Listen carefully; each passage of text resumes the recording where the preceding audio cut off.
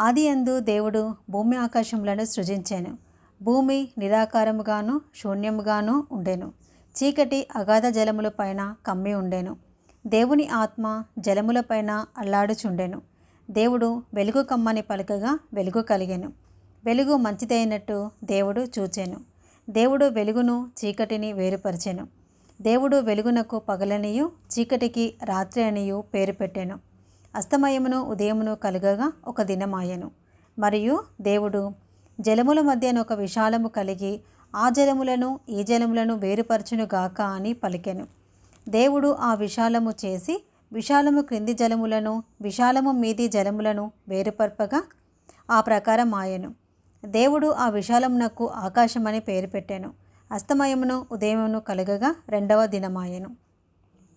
దేవుడు ఆకాశము క్రిందనున్న జలములొకచోటనే కూర్చబడి ఆరిన నేల కనబడునుగాక అని పలకగా ఆ ప్రకారమాయెను. దేవుడు ఆరిన నేలకు భూమి అని పేరు పెట్టెను. జలరాశికి ఆయన సముద్రములని పేరు పెట్టెను. అది మంచిదని దేవుడు చూచెను. దేవుడు గడ్డిని విత్తనములిచ్చు చెట్లను భూమి మీద తమ తమ జాతి ప్రకారము తమలో విత్తనములు కల ఫలమిచ్చు ఫలవృక్షములను భూమి మొలిపించునుగాక అని పలకగా ఆ ప్రకారం ఆయెను. భూమి గడ్డిని తమ తమ జాతి ప్రకారము విత్తనములిచ్చు చెట్లను తమ తమ జాతి ప్రకారము తమలో విత్తనములు గల ఫలవృక్షములను మొలిపింపగా అది మంచిదని దేవుడు చూచెను. అస్తమయమును ఉదయమును కలగగా మూడవ దినమాయెను. దేవుడు పగటికిని రాత్రిని వేరుపరిచినట్లు ఆకాశ విశాలమందు జ్యోతులు కలుగునుగాక అనియు అవి సూచనలను కాలములను దిన సంవత్సరములను సూచించుటకై ఉండునుగాక అనియు భూమి మీద వెలిగించుటకు అవి ఆకాశ విశాలమందు జ్యోతులై ఉండునుగాక అనియు పలికెను. ఆ ప్రకారం ఆయెను. దేవుడు ఆ రెండు గొప్ప జ్యోతులను అనగా పగటిని ఏలుటకు పెద్ద జ్యోతిని రాత్రిని ఏలుటకు చిన్న జ్యోతిని నక్షత్రములను చేసెను.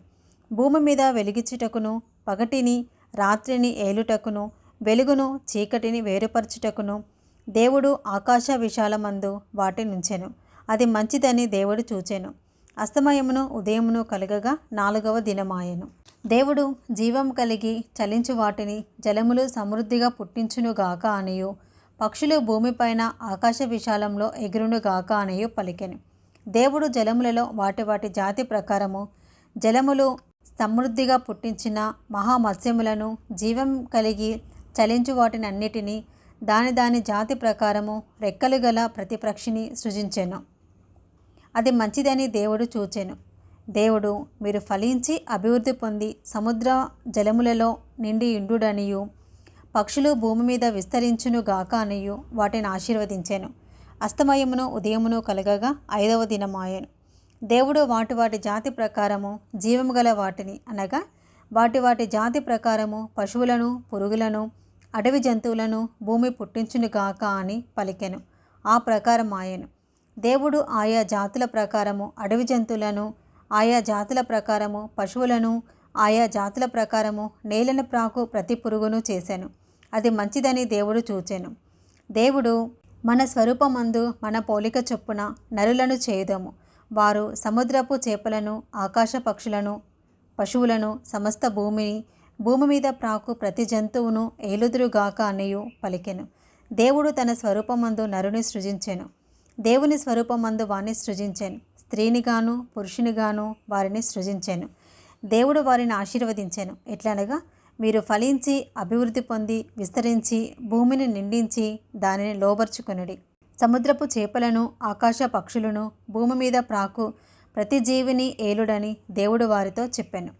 దేవుడు ఇదిగో భూమి మీదనున్న విత్తనములిచ్చు ప్రతి చెట్టును విత్తనములిచ్చు వృక్ష ఫలములు గల ప్రతి వృక్షమును మీకిచ్చి ఉన్నాను. అవి మీకు ఆహారమగును.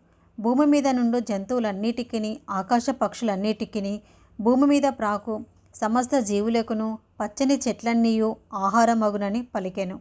ఆ ప్రకారం ఆయెను. దేవుడు తాను చేసినది యావత్తును చూచినప్పుడు అది చాలా మంచిదిగా నుండెను. అస్తమయమును ఉదయమును కలగగా ఆరవ దినమాయెను.